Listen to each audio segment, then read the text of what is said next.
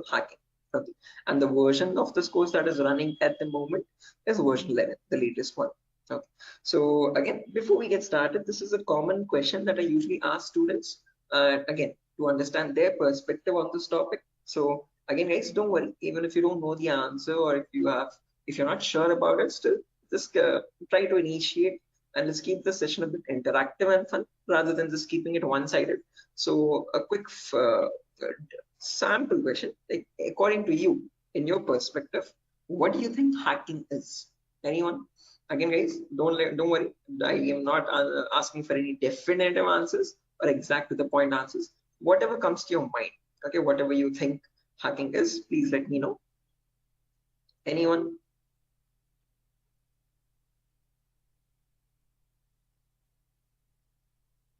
Try to breaking the system.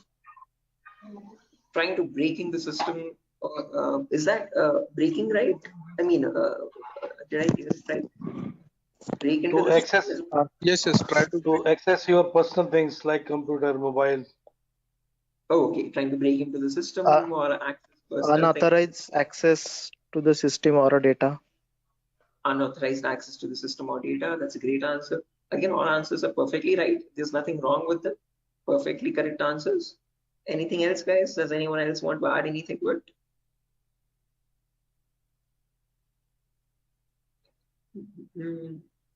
Right, perfect. No worries, guys. Thank you so much for those answers. Those are exactly right. There is nothing wrong with them. Okay, but if I had to just add upon that hacking, that definition, I would add it as hacking is the procedure of trying to gain access to information systems. Okay, these information systems could be anything. They could be from as small as a mobile phone to as big as a web application server or a database or the cloud organization as well. Okay, and this is done without the permission or without the consent and knowledge of the person owning those systems. Okay, so if those systems belong to a third-party person, that person does not know that someone is trying to gain access to their information or the data. Okay, and this is usually performed by hackers for their own benefit. So once they get access to the systems, they can steal the data, destroy the data, or sell the data as well to other third-party vendors. Okay. Now, depending on this definition, we easily understand that hacking is a malicious job. It is a criminalistic task. If it is such a bad thing to do, why do we have a course called ethical hacking? Is the second question. Because ethical is something which is legal, which is allowed. And how can it stand beside the word hacking, which is completely contradictory? So to define ethical hacking, on the other hand, this is the procedure of trying to find vulnerabilities. Okay, a vulnerability is nothing but a flaw or a loophole in the information system. So usually manufacturers might make mistakes somewhere here or there in the coding of the application. Okay, so that gives rise to something known as weaknesses in the information system, or in technical terms, it is also called as vulnerabilities. Okay, and this vulnerability finding, or the process of trying to find these vulnerabilities, is done with the consent and permission of the organization. Okay, so this is done in order to report it back to the target, okay, or to the authority, so that they can apply the appropriate patch for it. And once a patch is applied, that vulnerability is closed. It closes the doorway for the hacker to cause any harm. So thereby, with ethical hacking, we're trying to increase the security of the organization rather than cause any harm. Okay, so that is the main difference, guys, between hacking and ethical hacking. Where in hacking, we are trying to find, again, the hacker tries to take advantage of those vulnerabilities and tries to get information access. But in ethical hacking, you're trying to find those vulnerabilities, you're trying to report them back to get them patched so that you can increase the security. Okay, so I hope these two definitions are clear, guys. Again, if you have any questions, or if you have any queries, or if you want me to repeat something, please do not hesitate to let me know. Okay, feel free to interrupt me at any certain point. Okay, so now, depending on these two definitions, guys, of hacking and ethical hacking, we can categorize the types of hackers. So basically, there's three types. There's someone known as a black hat hacker, a gray hat hacker, and a white hat hacker. A black hat hacker can also be termed as a cyber criminal who performs hacking for his own benefit, okay, or sometimes even just for fun, without asking for consent. On the other end of the scale, we have the white hat hacker. Okay, white hat hackers are also known as ethical hackers or penetration testers. These are the people who abide by the laws and policies of the organization, and they work hand in hand with them to find the vulnerabilities and report it back. They do that so that they can secure the infrastructure rather than causing any harm. Now, in between, there's a third category, also known as gray hat hackers. Now, from the name itself, you can figure out they have some qualities of the black hat hacker as well as the white hat hacker, hence a mixture. Okay, so like a black hat hacker, they don't ask for permission before finding the vulnerabilities, but once they find the vulnerability, they report it back to the organization. Okay, and that is done in return for a bounty. A bounty is nothing which benefits them. It could be a financial reward or a reputational reward, anything which benefits them or their careers. Okay. So all these three types of hackers, whether it be a black hat hacker or a gray hat hacker or a white hat hacker, they perform hacking or ethical hacking in a certain number of steps. Okay. And those steps collectively are called as hacking cycle or cyber kill chain. Okay. Now let me list those steps out one by one so that you can have a clear picture of what the whole course is about, and then we'll briefly discuss about all of them. Okay, so you can ask your questions regarding those.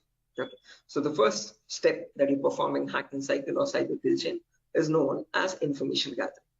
Now, certain organizations term this step in different names. They can also call it as reconnaissance or footprinting. Second step is known as scanning. It can also be referred to as enumeration. Third step is gaining access. Fourth step is maintaining access. And the last step is known as reporting or clearing traces. Now, the reason I've specifically mentioned "or" in the last step over here is because that is where it makes all the difference between the white hat hackers and black hat hackers.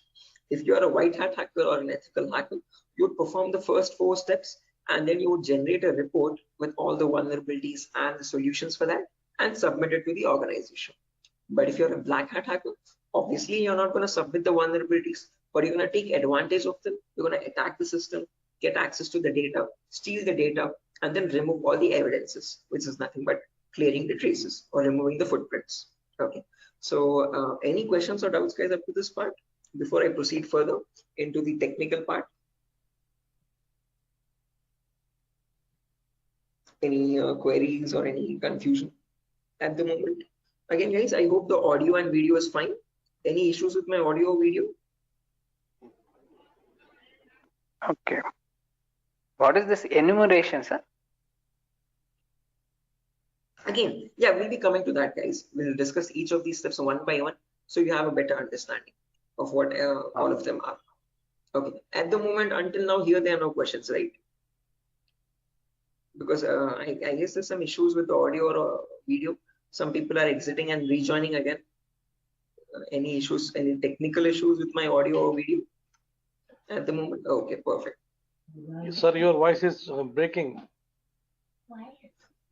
Oh, my voice is breaking. 1 second, guys.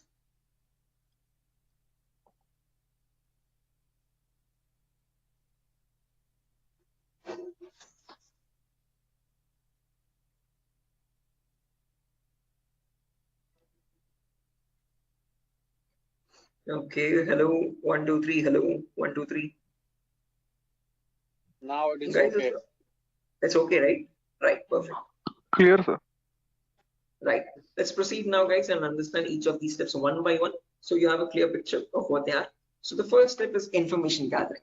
Again, as the name itself suggests, this step involves the hacker or the ethical hacker to gather as much data as possible about your penetration testing target. Okay. And all this information is gained passively. What I mean by passively is that you get this information from other third-party sources rather than contacting the organization directly. Okay. So for example, if I have a target like Wipro.com, about Wipro.com, I'll start searching online for all the material for it. Okay, all the data regarding Wipro.com servers. Okay. The main question is, what kind of data are we talking about over here? And this is the information that we require. So firstly, we try to figure out all the IP addresses and the range of IPs used by the Wipro's main servers or the secondary servers. Then the whois records to understand who is hosting Wipro.com and since when has it been hosting itself. Then the DNS records to understand what information is stored in their DNS servers, domain name servers. Then employee details such as their contact numbers, their email addresses, their usernames and passwords which are leaked, and their home addresses if possible, and so on. So then the domains and the subdomains of Wipro's website and the operating system information, like what OSs are being used by the servers that are linked with Wipro.com. Now, trust me, this, guys, that all this information is available online to be gathered. So if I show you a very basic example, let's say if I wanted to find the DNS records for Wipro's organization, all I have to do is go to the browser, and in the browser, I can search for a website called DNS Dumpster. This website is available for free for anyone to access. You can click on the first link. And over here, you can just search for wipro.com. And you can click on search. And now this is going to fetch and give you all the information about the Wipro's DNS servers. So first things first, it tells you where the Wipro servers are being located on the geolocation map. So it tells us that there are 4 DNS servers for Wipro. As you can see, these are their host names, exact host names, and these are the exact public IPs. These IP addresses are very important for a hacker or an ethical hacker to proceed with the further steps of scanning and enumeration. Okay. After that, we can see that there's the host record telling us what are the Wipro servers IP addresses and the subdomains IP addresses. So this is the main wipro.com server, which is being hosted on the IP 66.7.148.227. Again, this information is very relevant for a hacker or an ethical hacker to proceed further. Further down, you can also see it also gives us the complete network topology. So this is how Wipro servers are connected to one another, and we have the whole network topology with the host names and their IP addresses. Okay, so this is basically whole Wipro's organization main server data. So again, this data is readily available, guys, for anyone to be accessed. That is not the vulnerability. Wipro themselves manually give out this data so that everyone around the world can access their servers. If this information is not given out, not many people will be able to access Wipro services and the website. Okay, the giving out of information is not wrong over here, but not checking if the information that you're giving is secure or not is the vulnerability. Okay, so we have to see that whatever Wipro is disclosing, all these servers one by one are completely secure. Okay, after information gathering is done, then we go with the next phase, which is known as scanning or enumeration. Now, one of you asked me what scanning or enumeration is. This is nothing but trying to get some extra information about the target by making active connections. What I mean by active connections is that you will directly connect to Wipro servers, and from them you will try to fetch the information. Okay. Similarly, when we talk about enumeration, that is about gathering as much information as possible about all the services that are running on the target organization. So in a Wipro's organization, you might have DNS servers, DHCP servers, SNMP servers, Telnet servers, SSH servers. These are the multiple servers, multiple web servers, or multiple other organizational servers. So about each of that server, you need to get information, like what version of services are they running and what applications are they running. So enumeration is trying to gather information about all the servers one by making active connections with them. Okay, so you're directly going to ping those servers and you try to fetch the information from them directly rather than contacting any third-party organization. Now, when we talk about scanning or enumeration, there are 3 types of them. There's something known as network scanning, then port scanning, and then finally vulnerability scanning. In network scanning, we can try to figure out on the target network what all devices are active.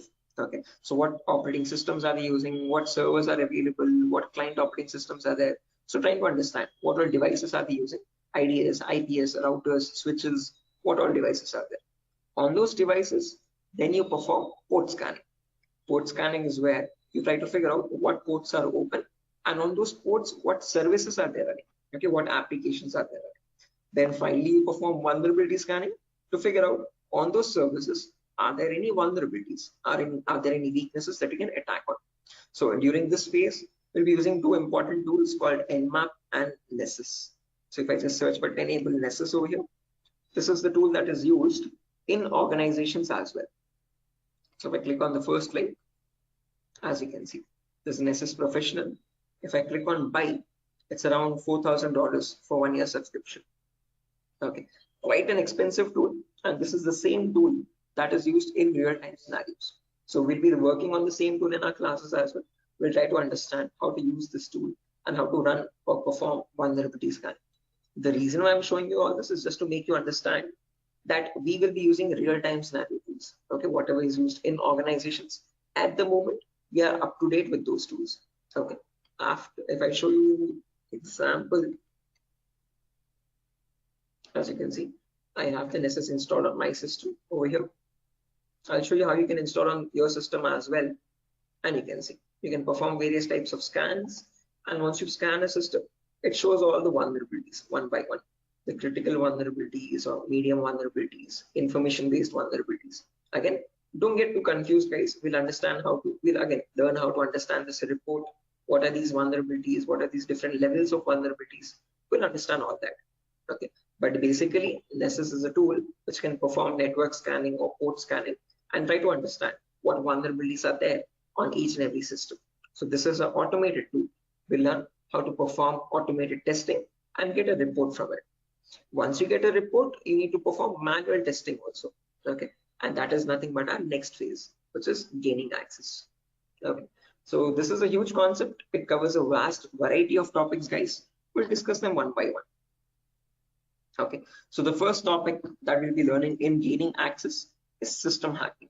So in system hacking, we'll understand how we can crack or bypass a Windows operating system password. So if you have Windows 7 or Windows 8 or Windows 10 or Windows 11, does not matter. Okay. Whatever operating system you have, how do we crack that operating system? How do we get the information about their passwords? If you are unable to get the passwords, how can we bypass authentication and get access to the internal files is what we learn in system hacking. After that comes malware attacks. Malwares are nothing but, in short, malicious softwares. So we'll practically learn how to create each of these malwares, whether it be viruses or worms or trojans, spyware, whatever it be. We'll understand how malwares are generated and how we can protect our system from malwares. Or if there is a malware already installed, how can we detect that malware and prevent it from running further or causing any further harm? Okay. Then there's a bonus topic called malware advanced. This is again not included in the CH curriculum. We have just added it as a bonus topic for students to have better understanding about malwares. In this, we'll be sharing the resources to understand how you can create your own malwares by using Python program. So just in case if you know Python, well and good. If not, also not an issue. We'll be sharing the resources as extra material to understand. So if you are interested in malware development or so, this is a very important bonus topic for you. After that comes network penetration testing. In this, we'll learn all the common network attacks. So in a network, you have multiple, again, devices, IDS, IPS, multiple different types of servers, like mail server or DNS servers, DHCP servers, SNMP servers, and so on. So we'll understand how to check for vulnerabilities on each of these servers. Along with that, we can perform a few attacks as well. Sniffing attack, man-in-the-middle attack, denial of service attack, or distributed denial of service attacks, DDoS, okay, and hacking Wi-Fi routers, trying to crack the password of Wi-Fi routers and getting access to those routers. All this comes under network penetration testing, okay, all the common attacks that we can perform in a local network. After that comes social engineering, where we learn how hackers create fake websites, okay, whether it be facebook.com, instagram.com, twitter.com, or flipkart.com. How are hackers creating fake login pages? And from those fake login pages, how are they getting the passwords, credentials? So we learn what phishing attacks are, what are the other social engineering attacks through which hackers manipulate victims into getting their passwords. Okay. So we'll learn all that, and we'll also understand how to prevent these attacks, how to distinguish between a fake page and an original page, and so. After that, we have web application pen testing. In this, we learn all the common vulnerabilities that exist on websites. So again, websites also have some weaknesses, okay, on which attackers can exploit and try to get access to the internal web server data or the internal database data, and so on. So to list out a few, there's vulnerabilities such as SQL injection, cross-site scripting, broken authentication, file upload vulnerability. Now, might sound very technical, guys, but these are the weaknesses using which hackers can get access to your information, to your passwords and usernames. Okay. After that, finally comes hacking mobile phones, where we learn how we can hack an Android phone and get access to that Android phone remotely. After gaining access is done, then we have maintaining access and maintaining access, reporting and clearing traces, where we learn how we can maintain persistent connections. So if the target is restarting his system or shutting it down and starting after a very long time, how do we get access to that data? How do we still stay connected to the victim machine? Is what we learn in maintaining access. After that comes reporting or clearing traces, where I'll show you how you can generate a report and submit to your client or submit to your organization, or how do you remove the evidences. So this course is designed in such a way where we learn both the perspectives of a black hat hacker as well as a white hat hacker. Okay. and it's designed in a completely practical way. No theoretical nonsense. Every day we'll have a class for 1 hour, where the first 20 minutes we'll discuss the theoretical part, understanding what that attack is or how to prevent that attack. And then the remaining 40 minutes we'll discuss the practical part of it, okay, with real-time scenario tools. To list out a few tools, we'll be using this tool such as Nessus, we'll be using Nmap, we'll be using Burpsuit, we'll be using the whole main Kali operating system, okay, which I have over here, as you can see. Okay. Before that, let me show the course content as well, guys, very quickly. So yeah, this is over here, the course content for the whole course. Okay, and the course is for a duration of 35 days, where we learn from the very basics itself. So most of the students ask this as a question, like, sir, are there any prerequisites? Do we need to learn something else separately? No, this course is designed in such a way where even a 10th standard student can come and learn the course for, without any trouble. Okay, because all the prerequisites are included in the course itself. So before we dive into the advanced concepts, there's a few prerequisites which we will cover. The first few introductory classes. First things first, we learn about networking basics. We learn what IP addresses are, what are IPv4 addresses, what are IPv6 addresses, what is a DNS server, what is DHCP server, all the important protocols, what is TCP protocol, what is UDP protocol. We'll discuss all that in networking basics. Then we'll jump into virtualization. Okay, virtualization, because as you can see over here, I'm running my Windows 11 operating system.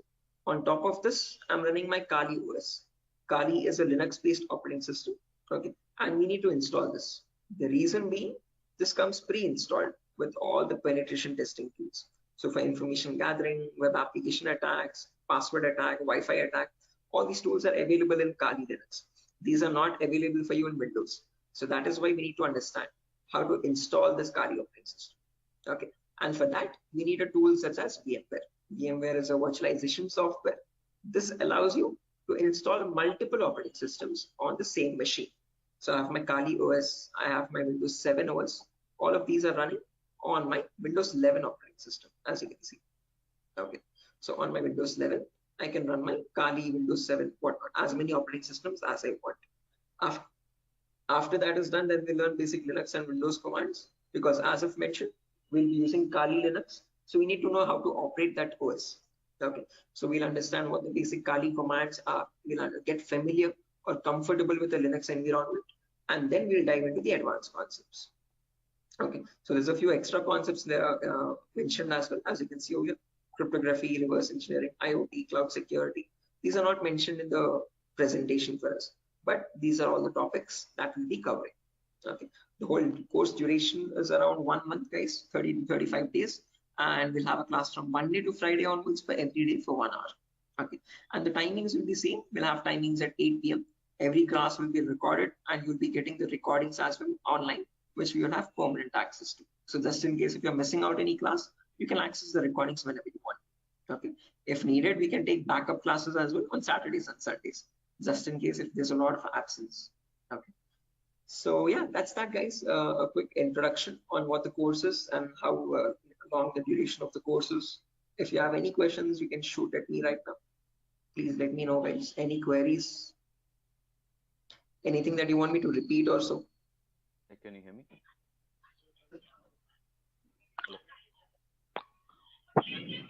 Hello. Yeah, hi. Sir, why we use that websites that you show before this PPT?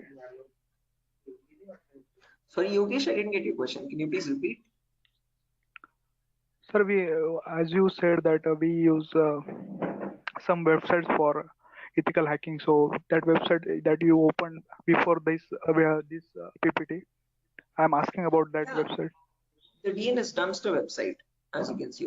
This is for information gathering, trying to gather information about any certain client. So before we perform hacking, it's very necessary that we know all the data about that organization or the data about that target. So in order to get that data, we have to visit these third-party websites. Okay. Sometimes your organization might not give you that data sufficient for us. Okay. That is why we need to gather that information from other third-party sources, websites like DNS dumpster and so on. Okay. The more the data you have, the more possibilities you have to attack the system. Okay. The more attack vectors you can find or possible paths you can find to attack the system. Okay. So that is why it is necessary to access these websites and get the data about our target from these websites. Okay, okay, sir, understood. Right. Any other questions, guys?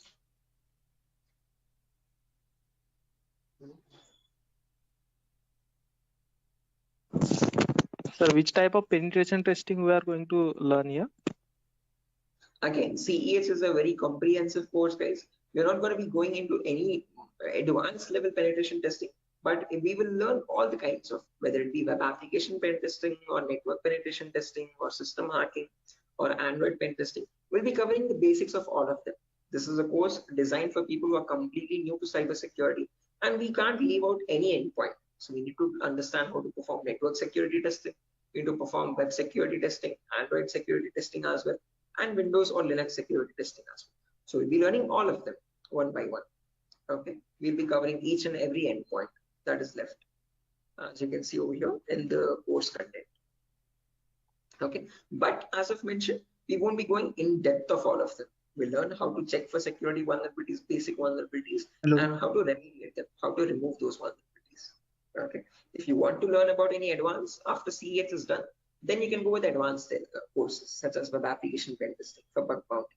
This course is specifically designed only for website security testing. So in this, we'll be going with OWASP Top 10. Okay, this is an organization which gives you the list of necessary vulnerabilities that you have to test for. And this course only focuses on web applications, nothing else. Okay, so after CEH is done, then you can choose a specific domain, and depending on your interest, you can choose your specialization. Okay, whether it be website security or Android security or network security or cloud security and so on. So Okay, sir. Thank you. right. Any other questions, guys? No, sir. Right. Okay. After So, course completion, certification provided. yes, if anyone is interested in writing the CEH certification as well, we provide support for that also. There's complete pass guarantee. So I usually handle the certifications myself. So if you're planning on writing a So this is certification, job guarantee. this is what? Sorry. Job guarantees. Sorry, I didn't get you guys. Can you please repeat that? Hello. After this course, his job is. He's asking Oh, a yeah. placement assistance. Job assistance. Again, guys, at Durgasoft, you're not going to be providing any confirm guarantee that we'll be placing you in an organization, but we'll be sharing your resume once you forward it to our consultancies. Okay. So in the price of 8,000 rupees, we are only including the course content with the course completion certificate. And if you're planning on writing a certification, we will give you certification support as well. Okay. So at that price of 8,000 rupees, we are not in contact with the complete job placement facility, but we do have a few consultancies where we can give you your resumes too. Okay, once you're done with the resume preparation, I'll be helping you out in understanding how to create a resume as well, depending on a cybersecurity profile. I'll be also sharing the common interview questions, and I have a few references as well to whom I can forward your resumes. Okay, and again, we will be giving you the interview calls, and you can start attending interviews over there. Okay. Again, it depends on your skill set and your practice on how well you do the interview. So we don't guarantee anything, but we will definitely show you where you can start applying. If it's necessary, I can just give you one source now itself. You can, after your course is done, this is the common website that I usually suggest for students, jobs.null.community. This is a website only specifically for cybersecurity job roles. Okay, nothing else. As you can see, null jobs. This is the website. Okay, and these are all the different domains, and you can start searching over here. So if you're a complete fresher, just click on freshers or internships, and these are at the moment these are the available placements. Okay, so for internships, okay, if you're not into internships, you want a specific job role, you can start applying for VAPT, vulnerability assessment and pen testing. These are the ones at the moment for cybersecurity. After the course is done, you can start applying over here also. So this is one website that I suggest to most of the students once the course is done, so start applying for jobs. Okay.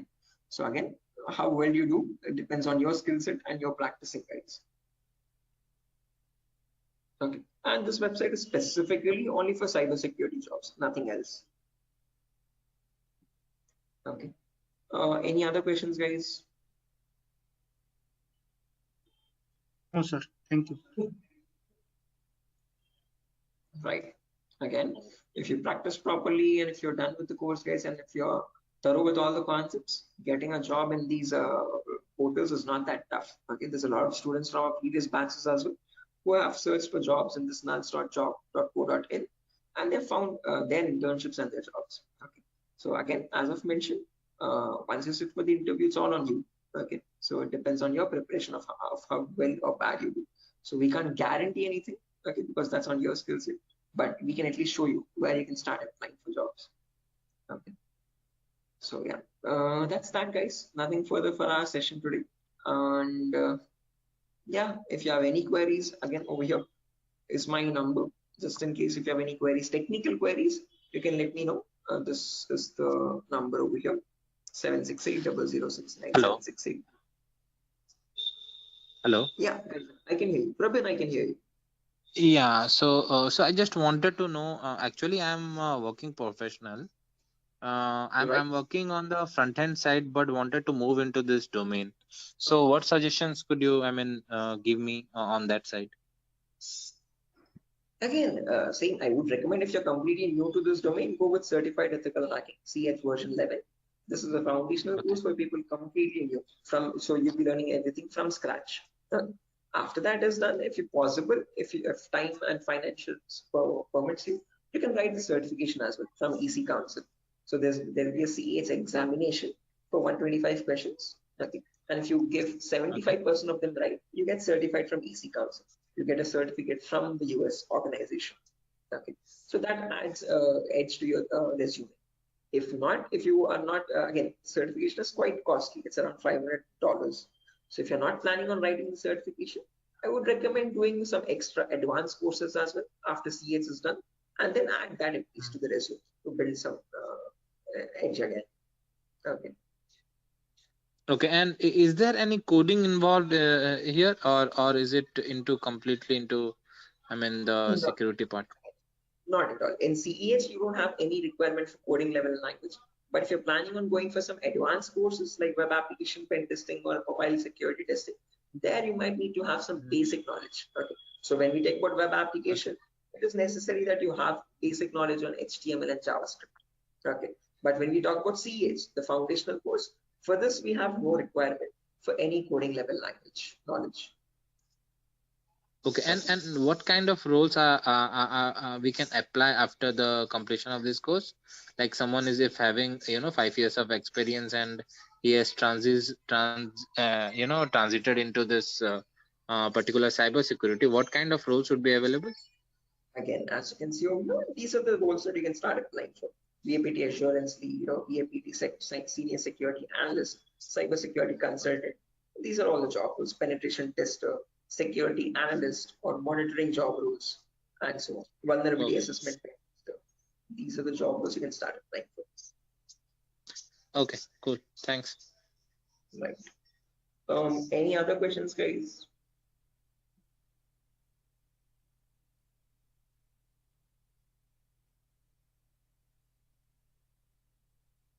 Right. Assuming there's no more questions, guys. So yeah, that's that for a session. Nothing further. Again, we'll be starting the course from Monday onwards, guys. Tomorrow and day after tomorrow, we'll be having the same demo. So just in case if you have joined late also, you can join tomorrow as well at the same time. And if not, you can directly join the course on Monday. Okay. If you have any further technical queries, guys, here's my contact number as I've mentioned already. Although if you have any queries regarding the course date or again course fees regarding that, you can contact the institute. Okay. So yeah, that's that, guys.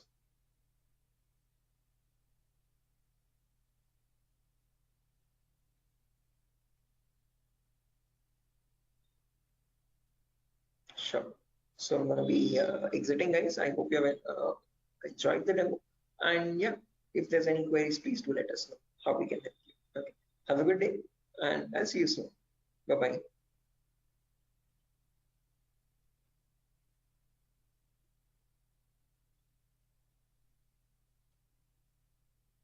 Thank you, guys. Thank you.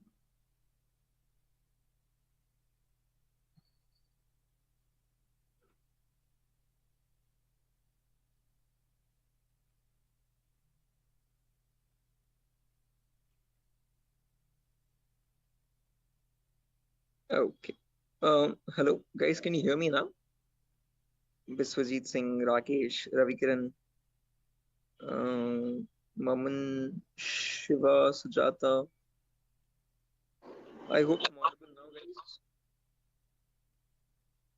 Yeah, Biswajit. Can you hear me now?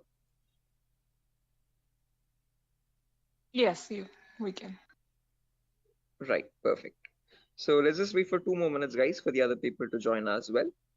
And then we'll be starting the session. Until then, if you have any queries or if you have any questions before we start the session, you could please let me know.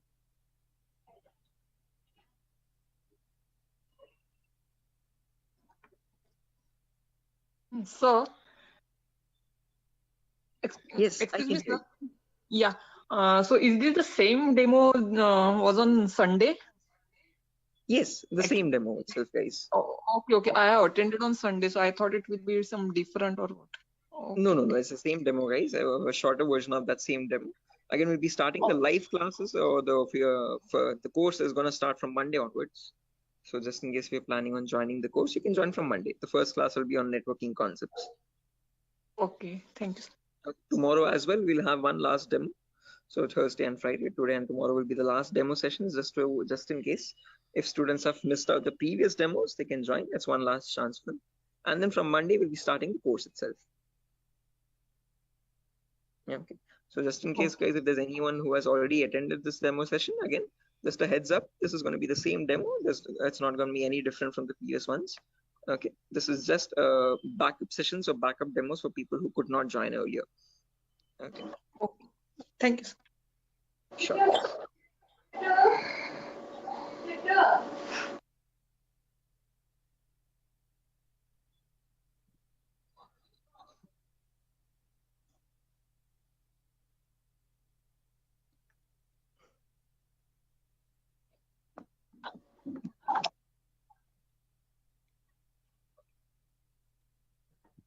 Sir, it means I can directly join on Monday because yesterday I was also present.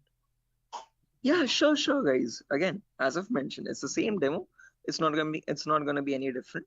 So this is only for people who are completely new to it, who have not attended the previous demo sessions. So if you have already attended the demo session, guys, you can join back on Monday itself directly. Okay, and the timing will be same at 8 p.m. Same time, 8 o'clock in the night. Okay, thank you. Sure.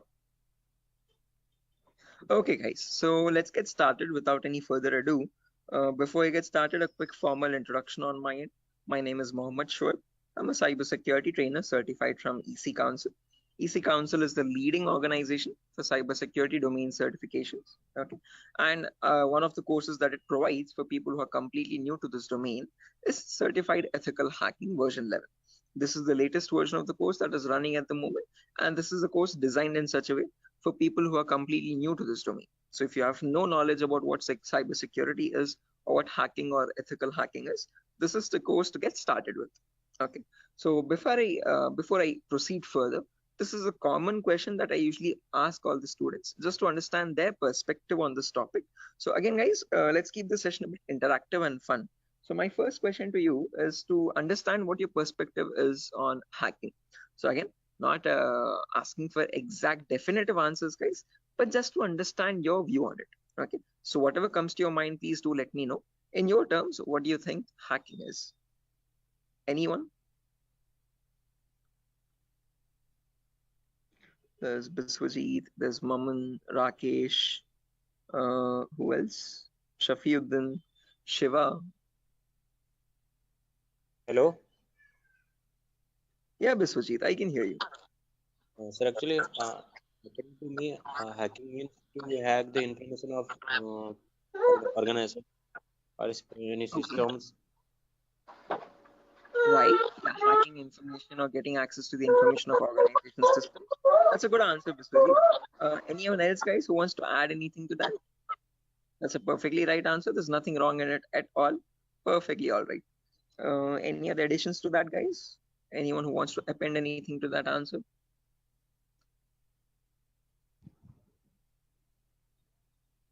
Okay, no worries. Shiva, you were about to say something? Your mic was unmuted for a while. Did you have an answer? Okay, no worries, guys. So let me just add on with Biswajit's answer. So if I had to define hacking on, depending on using on his words itself, hacking is nothing but the procedure of trying to gain access to information systems. Okay. Now these information systems could be anything. They could be as small as a mobile phone to as big as a database or a web application server or cloud organization itself. Okay. And this gaining access to these devices is done without the permission and the consent of the person owning those systems. Okay, so the organization who owns those systems has no clue that someone is trying to gain access to their data. Okay, and this is usually performed by hackers for their own benefit. So once they get access to the data, they can steal it, they can destroy it, or sell it on the dark web to other third-party vendors. Now, if hacking seems such a malicious job, why do we have a course called ethical hacking? Is the second question. Because ethical is something which is completely legal. And how could hacking become legal now? That's the main question. So when we talk about ethical hacking, on the other hand, guys, this is the procedure of trying to find vulnerabilities. Okay. A vulnerability in simple terms can also be called as a weakness or a loophole in the information system. And using these weaknesses only, hackers try to get access to the target information systems data. Okay. So your job as an ethical hacker would be to find these vulnerabilities before a hacker does. And this is done with the consent and permission of the organization. So once you find these vulnerabilities, you have to report it back to the organization so that they can apply the patch for it. And once a patch is applied, you're thereby increasing the security of infrastructure and preventing hackers from causing any further harm. So with ethical hacking, you're trying to increase the security and make the infrastructure much more secure and stronger compared to what hacking is. Okay, where you're trying to exploit vulnerabilities. Okay. So you see, are these two definitions clear, guys? Like what is hacking and what is ethical hacking, and how are they different from one another? Because most of the students have a misconception that both these terms are one and the same. No, guys, we're not going to be performing hacking.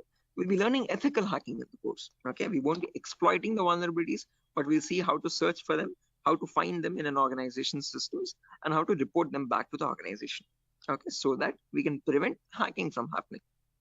Now, depending on these two terms, guys, we can categorize the different types of hackers as well.